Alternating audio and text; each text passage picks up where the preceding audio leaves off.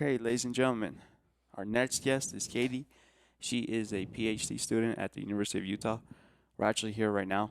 She specializes in child development and also research. She has some different methods on research and how research works, which we could apply to a lot of different things like consciousness or just how children develop prenatally. We'll just hear more about her. Hey, Awesome. what's up? Yeah, thank you so much for having me on. I'm really excited. I shared with you earlier that I've always been really interested in doing more forms of public speaking as a way to disseminate research to people in a way that people consume. And like people consume podcasts and media in general. And so I think that that's kind of the best way to do it, to access the most people. So, Cool. But yeah. why do you want to do it? Yeah. Yeah. There's a lot of issues with how research is disseminated right now. Scientists currently don't feel like that's their responsibility. And the responsibility usually lies on journalists, which wonderful. What do you mean by that? Like it's not their responsibility to explain how the research is done? Yeah, so it's their responsibility to write up the paper, submit it to the journal, and that's where their responsibility kind of ends. And so then people in the media, journalists, read into those scientific journals and often misinterpret the information because they're not trained on how to interpret that type Right, of they're journalists. information. Yeah, so often it gets really misconstrued, and especially the overall application that we can take away from a specific paper. So yeah, I'm really interested in being that bridge, not only for the public to tell specifically parents information about child development and parenting, but also to policymakers is something that I'm really interested in. The bridge between research and policy doesn't really exist, and most policy is not informed by good research. So I kind of hope to be that person that can help Good. that. Hey, if I can help you out, I mean, we're here, so we're Yeah. talking about it. Well, the best way to do it is just to talk about it. Yeah. That's why I started this podcast. Ideally, I'm trying to learn more about like consciousness and magic. Well, magic is just science we don't understand yet. Yeah. But there's a lot of stuff that we don't understand. How Yeah. people just go into random remission. How children grow up with like parents that are not intelligent. And they just end up being geniuses and super Yeah. successful in life. Like I don't know how that works either. Yeah. but it does. Maybe we can talk about that later. Yeah. So my master's thesis is actually is trying to get at that question of why are some kids more resilient than others. I actually know one person. He check this out. He graduated with a PhD in astrophysics from wow. Caltech. Nice. His mom was like a crack addict. Yeah. His father abandoned him. He grew up below poverty, and he runs triathletes. And I was like, That's bro, awesome. I'm like, Yeah. that's awesome. I'm like, why? He's all like, what do you mean? He's like, why not? He's like, I have this opportunity to succeed. Yeah. It's like I'm just gonna give it 110%. Yep. And he's also gifted too. He's intelligent, but he's also resilient. Yeah. So It's so interesting, even thinking within your own family. Like my brother and I are so different from one another, and I really went the academic route, and those are my strengths, and those aren't really his strengths at all. And he's maybe a little bit less resilient than I am in that sense. So yeah, even just in your own personal experiences, like you were saying, it's so interesting to observe why people end up the way that they do. true. But here's the thing: how do you use the scientific method to box that person that I know? Yeah, so box 'em. there's this really interesting framework that my master's thesis was based around called differential susceptibility. So basically, it's getting at that idea of what, like the interplay between environmental and biological factors that may or may not impact how somebody develops in many different areas. So my master's thesis uses a bunch of biological measures. So we have a measure of like the parasympathetic nervous system, the sympathetic, Ooh, and okay. the HPA axis, which is like cortisol and all Yeah, that yeah. stuff. So we're determining, based on those markers, if they're biologically susceptible to their environment. Are they more, meaning that are they more at risk biologically to, if they experience adversity, develop issues biologically? But then we look at measures of their environment, specifically maternal sensitivity. So Maternal sensitivity, like while they're pregnant, or So this is after they're born. This is when Oh, they're okay, okay, 7 okay, months okay. old. Okay. And then we use all that data at 7 months, and then I'm looking at their socio-emotional development, sorry, at 18 months. So to see how those biological and environmental factors kind of interplay to predict these outcomes at a later age. Okay. Yeah, so Got it. it's a But pretty fun project. it is. It is. That sounds actually pretty fun. But the Yeah. thing is, the classic scientific method wouldn't really play a strong role in that. I mean, it does because I'm going through like developing a research question, developing a hypothesis, collecting data, all of that. But I think that the larger issue with that is all of the stuff is correlational. And so my one paper is not really going to tell you a whole lot. You have to look at the broader context of the differential susceptibility literature, or any genre of the literature. And what is really unfortunate is that really nothing is consistent at all. You'll Nothing go is into consistent. each area of psychology, and there's people that say, A little closer. thank you. Yeah. There you go. There's people that say, that there's a relationship between X and Y, and then there's a literature that says that it doesn't exist. And you really see that in so many facets of research, but psychology specifically, because we can't manipulate anything for the most part, because it's unethical. We can't assign one child to experience poverty and one child to not. That's not an ethical way to go about things. So we just are saying we think X and Y are related, but we don't know if X causes Y. We can't say that cause word unless we are manipulating something and doing experimental research. Do you think because of that there's no definite answer that the NIH would give you less money or less grants or less funding for that factor? They definitely like fund. I mean, I've never applied for an NIH grant before, so just to lay that down. My good friend that works for the NIH directly as a financial advisor in Washington, D.C. I'm going to talk to her later today. I'm going to dig up some answers. Awesome. Yeah. I've never applied for a grant before, so just full disclosure, but I do know a fair amount about the process.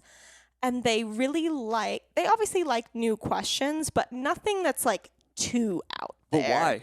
Why? Because they want their money to do they want to get a good ROI, return on their investment. Isn't the progress of humanity through people that think completely outside the box? Yep. And then they bring other people's awareness to it. I completely agree. Right? It's a big problem. Like Nikola Tesla. Yeah.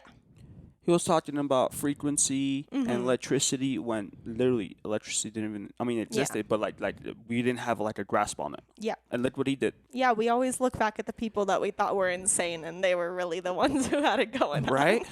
But now we're trying to hinder that. Yeah. I feel like. Yeah, I think that there's maybe in some areas not so much, but there's definitely a expectation within psychology or developmental psychology specifically to kind of stick with the status quo. Status quo. For sure. And I remember actually my first day of grad school, my very first day of grad school, we had a little seminar for first year students to talk about the program and all that. And people told me kind of day one in a nutshell, here's what's expected of you and here's what you're going to do. Don't do anything outside of that. What? I would burn that. Yeah, that's what I actually did. I'm one of the few people in the department that's gone outside of the norm. And for the record, she made it to her PhD, so she's going somewhere. Thank you. Yeah, I'm really interested in policy applications to my research as well, so family and child policy. Can you elaborate on that a little more? Yeah, well, if you think about it, a lot of things are family policy. Specifically, I'm really interested in economic policy, like child tax credits or minimum wages or things that provide more resources financially for families, because we know that experiencing poverty has a negative effect usually on children, specifically growing up in poverty. Yeah. So instead of figuring out why that happens, let's fix the poverty and then find out why it happens that way. Or let's just make sure it doesn't happen at all. Yeah. Or exactly. That's just a perfect world. Yeah, so a perfect world. But we need to be doing more to support families for sure. If we want to support our future generations, we have to support families. One issue I have with policy is like because I used to work with kids that were getting adopted, and actually one of Mm. my uncles tried to adopt his brother's kid, but I mean they're good family, but they had to go through a bunch of classes, Mhm. and it took months and months, and Yeah. it still didn't happen. Yeah. Like where they were completely ready, financially ready. They already raised two kids, and they had to take classes on how to raise kids when they already had two Mhm. grown up kids. Yeah. So it was like 40 hours. So that's like I see that as a problem. It's definitely, there's a lot of barriers for parents for sure. Even if you are financially wealthy, like you said, there's still some barriers, especially when it comes to adoption. I'm not an expert on adoption. Yeah, There's actually somebody in our department that does adoption research. So if you're ever interested in his work, I can actually, connect you yeah. to that. Yeah. He looks at attachment specifically. So those early bonds with caregivers. He looks at attachment in adoptive families, which is really interesting, and he has a whole study going on. But yeah, it's just people. My That's really my biggest critique with this whole system right now is how satisfied people are with sticking with the status quo. And jumping back to like my first day of grad school, I was really interested in these broader applications to parent-child research, and people told me that service, so non-research, should be the lowest on your priority list. And I was just in shock about that because, like you said, there's so many issues with policy. And if nobody's wanting to be that bridge between academia and policy, nothing's ever going to get Wait, solved. that doesn't make sense. Service, like you're servicing the people that Yeah, actually you're doing research on, is the lowest. That doesn't make sense. exactly. And I shared with you earlier, I almost am at the point where I feel like it's even a little unethical to do research now where you're just solely focusing on the mechanisms. Yes, mechanisms are necessary for intervention. We need to know how things work to know how to intervene. But I think it makes way more sense to start with the policy or start with the intervention and work our way backwards. So, to oversimplify it, do you think it would be easier to just focus on the solution versus just doing more research on the Yes. problem? Yes. That And I think there has to be a balance. Again, the mechanisms are really important, but there's this amazing study going on right now. I just recently wrote an op-ed article about this what's it study. called? It's I don't remember. They titled it for me, so it's posted in the Salt Lake Tribune. It's something about um, raise the minimum wage to make Utah babies healthier or something, Okay. something along those lines. Um, but I just wrote this article and mentioned this study that's going on called Babies' First Years. And it is a study that's doing just that. It's kind of starting with the policy piece. We know that poverty negatively impacts children. So they are doing an intervention where they just only give people money. They give one group of people living below the poverty line only $50 per month, and another group $333 a month, I believe. Mm-hmm. And after a year, they've already seen such a drastic difference in children's development. So for the people who, the families who are receiving more money, their kids had way more brain activation in these areas associated with like language acquisition and socio-emotional development and all of these things. And that effect wasn't seen for the people getting the smaller cash amount. So again, starting with the bigger picture, if we just give people money, are there going to be better outcomes? And then they're working their way back to the mechanisms of why does this happen and how does this work? That's And to awesome. me, that just makes so much more sense. That's awesome. Because it also feels wrong, again, like wrong and unethical to profit off of this group. Whatever group you're interested in, if you're in clinical, maybe it's people with mental health issues, or for me, I'm interested in poverty. It feels weird to kind of measure those communities and profit off of them as an academic and then never give back to that group. Yeah. Well, after you're done, like, well, thanks anyways. Take care. Yeah, Yeah. that's pretty bad. Yeah. One thing you're telling me about that we touched on when we are talking on the phone is apparently there's some research done where mothers who are pregnant and they meditate, their Hmm. kids come out way healthier and cognitively more developed. Yeah, those terms loosely, but this paper was actually done in the lab that I am in. Was done by a graduate student who's a couple of years older than me. He's graduated. His name is Brendan Ostland. I'll find this guy. Yeah, and he drew data from our larger longitudinal study looking at mothers who practiced mindfulness while they were pregnant. I believe they were definitely past the, I think they were in their third trimester, but they could have also maybe been in their second trimester. And it was pretty, what am I trying to say? Like there was one group, there was a control group and a group that did practice it. Experimental. I always keep forgetting that word. And they then, once the babies were born, used something called the ENS scale, which is newborn neurobehavior. So we had them do things like, do they respond to stimuli? You know, they're a newborn, so they can't do a whole lot, but are they responding to stimuli? Are they kind of like lethargic? Are they overly excitable at small things that they shouldn't be? So all of these are kind of indications on their cognitive development at that time. And there was a significant difference in the group of mothers who were practicing mindfulness. Their kids had way better ENS scores. So they, I mean, we're kind of inferring this from the scale, but they had better cognitive development. So their brain structures were a little bit more developed and more connections going on than the mothers who are not practicing mindfulness. And mindfulness is just being self-aware. Yeah. It's an easy way to say it. You can meditate or just being aware of what's going on in your body. Yeah.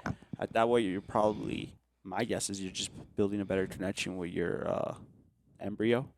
Yeah, and you're reducing stress. That's important the too. big piece is when mothers, well, people in general, but when mothers are pregnant and they experience high amounts of stress, our stress hormone cortisol builds up in the placenta. And so fetuses are exposed to high amounts of cortisol if their mothers experience high amounts of stress. And that cortisol has a biological imprint. That excess cortisol has a biological imprint on that infant. Their biological systems are usually altered in some way to where their stress response systems don't work as well. They're either highly reactive or hypo-reactive, which is also a problem. Yeah.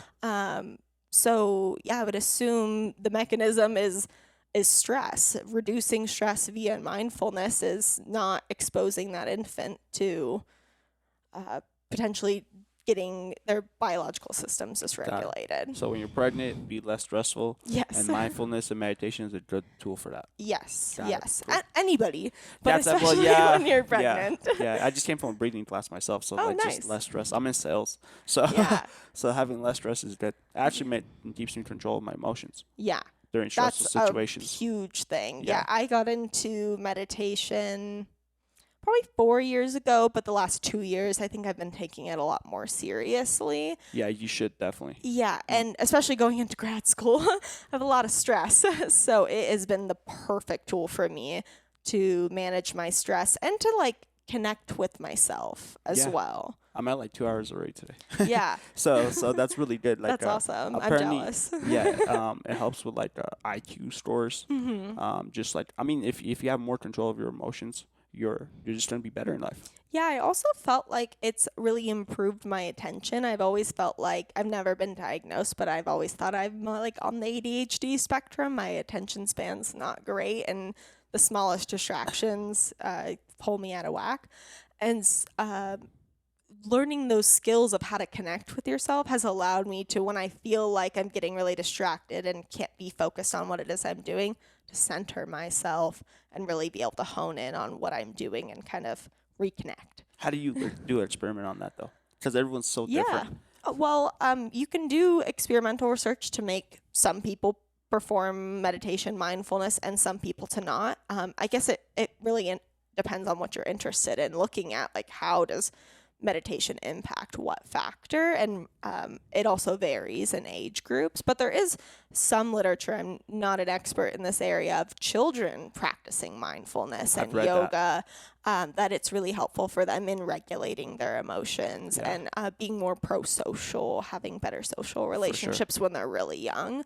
But of course, with all psychological research, there's some that says it doesn't and some that Well, says it does, but I would believe it does. there's a lot more proven it does now. Yeah. And Yeah. apparently, like 40, 50 years ago, like researchers, like some people that maybe you read about, were totally against meditation and yoga. Now they're like, oh yeah, there's definitely something there. Yeah. Well, the other part of it is the whitewashing of research. Of we are really comfortable with like Western methods of intervention, so more like medical model, Yeah, yeah. and we're not as accepting of like Eastern practices, Oh. which is asinine to me. Yeah, it is. And all of research is dominated by the West, particularly the United States. So those people on the eastern side of the world, their research often doesn't really. It gets published, but nobody really sees it because we promote research from the West. And just to clarify, you mean research from the West would be like United States and Europe versus like India Yes. and China And and all those Asia. Southeast Asia. That's Yeah. like very spiritual, and they do Yes. Reiki. Yeah. And okay, I got it. Yeah. Got it. And acupuncture and stuff Yep. like that. But Yeah, all like Chinese medicine Yeah, stuff. yeah, We're like just those Chinese not. medicines. I mean, I think people are starting to come around to it, they are. but it's just the culture here. We promote what people in the United States, particularly white people who are more likely to be in academia, we promote their stuff and actually like try to hide some of the other stuff. Really? I wouldn't say. I don't know. I wouldn't say hide, for but sure. maybe turn a blind eye. Yeah, or like not promote that. Not promote it. Yeah. The front page of a journal article is not going to be that. It's going to be a medical model, something that's very Western and that we're familiar with in the United States. I don't know. Now, apparently, there's a lot of research with like ketamine and ayahuasca that really helps people with like PTSD, like soldiers. People, like you can be prescribed ketamine treatments now. There's ketamine centers here in Utah to treat depression. My manager's wife is doing that, like in a controlled environment, of course, like helping people. And apparently, there's like a really, really high correlation of people getting cured. Yeah.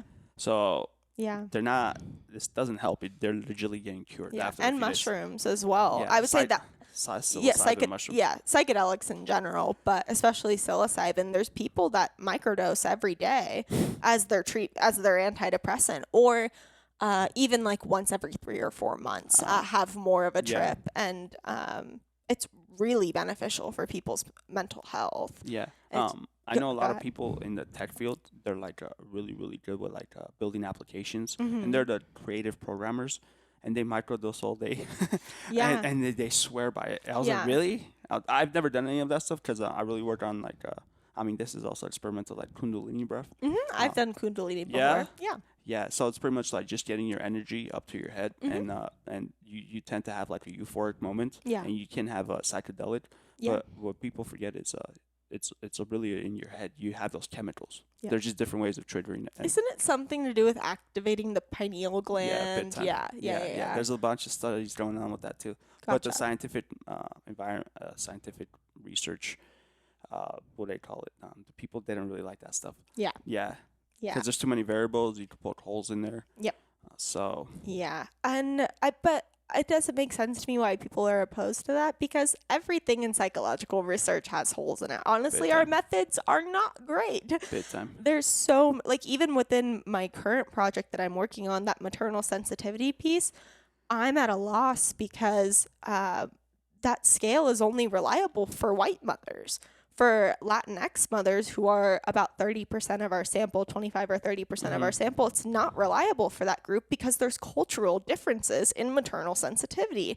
Like Latinx moms, it looks different when they're comforting their children than it does white moms. And so a lot of research we can't even apply to these other groups because it's not a reliable scale for them. So the research in the United States, you can't really apply it in like South America. It won't really correlate with each other. I mean, it might, but it depends on the research. But There's a lot variables. of times there's huge cross-cultural differences that a lot of things that we think work a particular way do not work in other places. One specifically that's not cross-culturally. It could technically be, anyways, it's about socioeconomic status. There was a study that was done. In a nutshell, it had some things to do with like language acquisition and how that works and blah, blah, blah. And we always thought, this thing always leads to this thing. I'm paraphrasing. And then, and that was like a staple finding for God knows how long. I think like 20 or 30 years.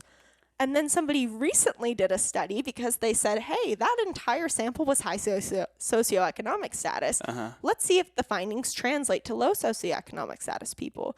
And the findings were the opposite. The direction of the relationship was literally opposite. So all these interventions that we're doing or things that we think we know aren't always applying to people. When you're saying the effects are social, like honestly, it just means for poor people. I Yeah. mean, what else? Yeah. What if those same people are just generally poor, but they're just extremely happy in life? I think there's a difference between like happy but still experiencing the effects of poverty because a lot of it's unconscious too. Yeah. A theoretical framework that I'm really interested in right now is called social safety theory, and it's this idea that evolutionarily, and this logically makes sense, your social relationships were really important for threat detection. If you didn't have anybody around you, you're way more on guard than if you're, surrounded by your whole family, and they are also cues of if anything is going wrong in the environment. And that also has like a biological response to it and everything. But a lot of that feeling of lack of social safety is unconscious. And that's why we're struggling to measure it right now. My new advisor and I, Lisa Diamond, are working on how to better measure social safety.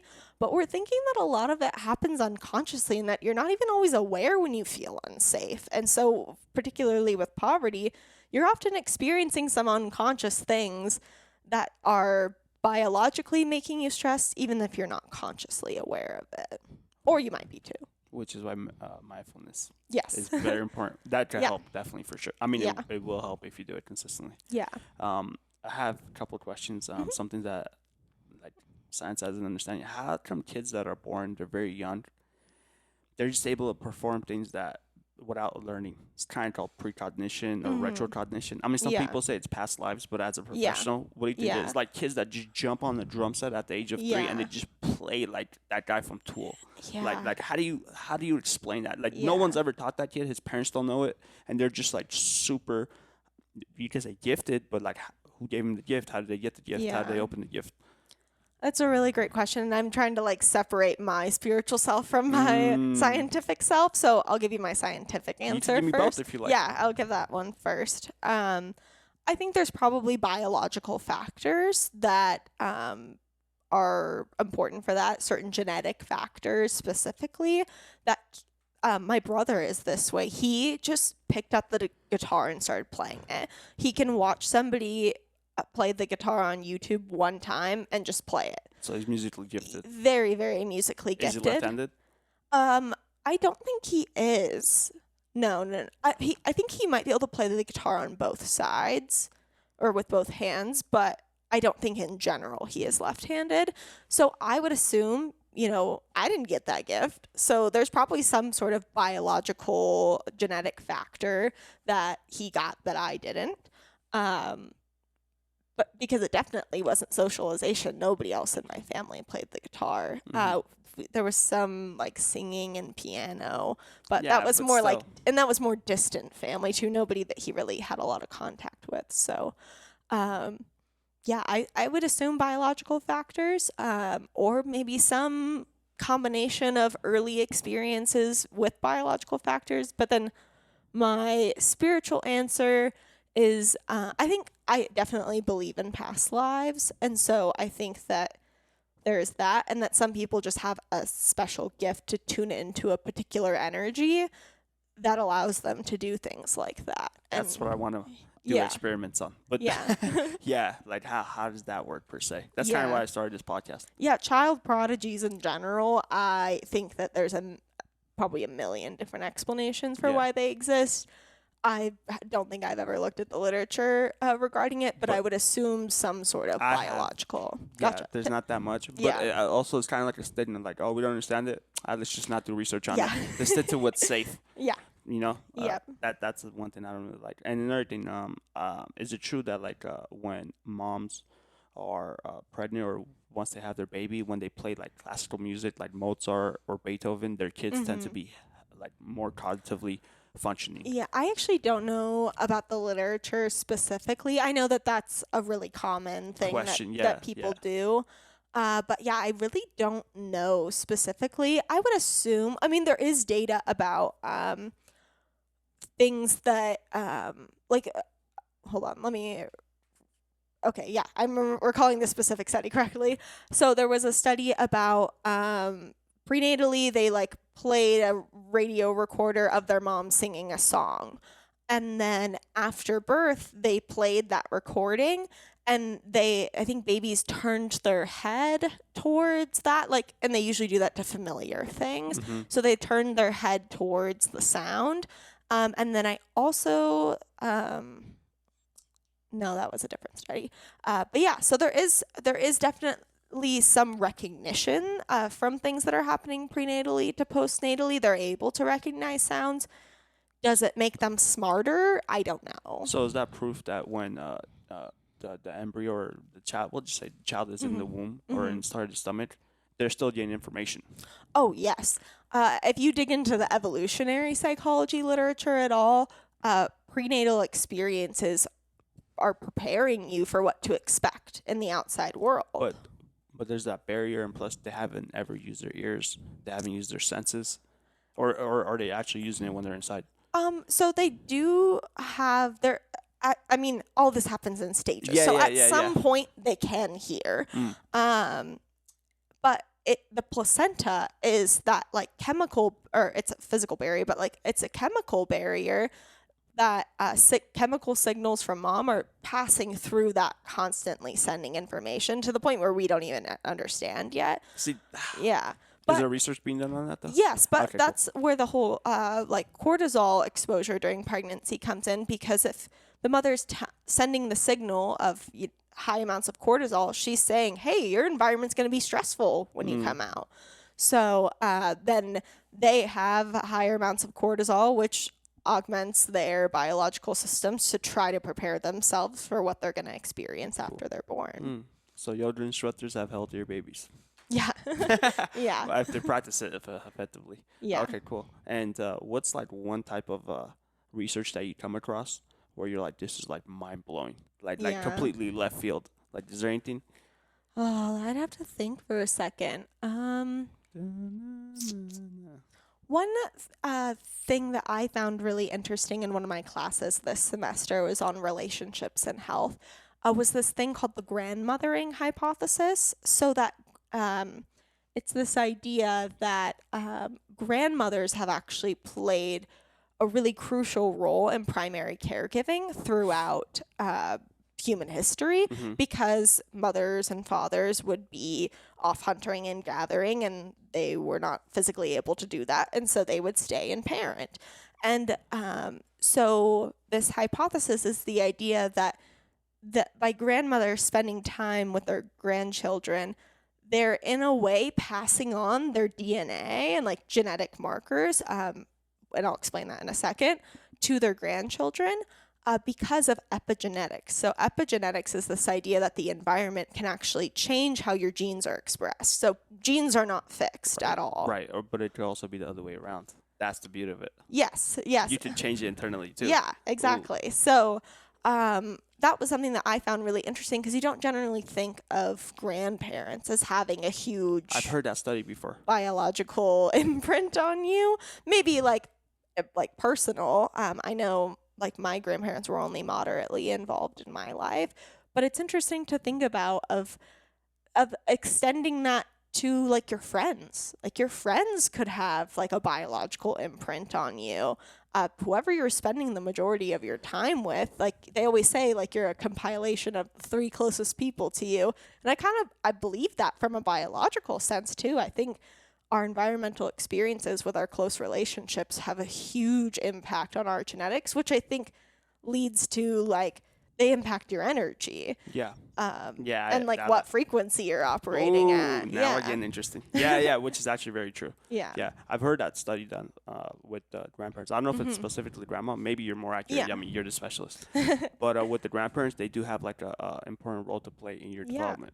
Yeah. That makes sense, though. Yeah. They're there. I mean, they love you. It's Yeah. unconditional love. Yeah. They get to play with you and spoil you, and Yeah. then they just give you back. Yeah. Well, and if you have a negative experience with them, that will also have a biological imprint as well, just like any other relationship. So, yeah, I think it's interesting to think about that from like a science perspective, but that also aligns with what we think about from a spiritual perspective as well. I think at the end it's all connected somehow. Yes. Yeah, we're just trying to separate it, but no, it's definitely connected. Like the goal of your podcast, it's all science. We just don't understand it. Yeah, it is. It is. We don't understand. I'm trying to understand it by just Yeah. picking people's brains. Yeah. My last question: what do you think people could do just to better their lives, or actually in this case, to better their children's lives? That's a really great question. Like as a professional, what's like one thing they could do? Let's say they're malnourished or they're in poverty. Like, what advice would you give them? Well, I think I would give different advice for people who are not meeting their basic needs Yeah. versus people that have their basic Just in needs general, met. yeah. So, if they have their basic needs met, I would truly say things like mindfulness and therapy. If you're a parent, go to therapy and work out your issues so you're not projecting that onto your child. Yeah. But mindfulness is a huge part of that, being aware of why you're reacting the way that you're reacting, and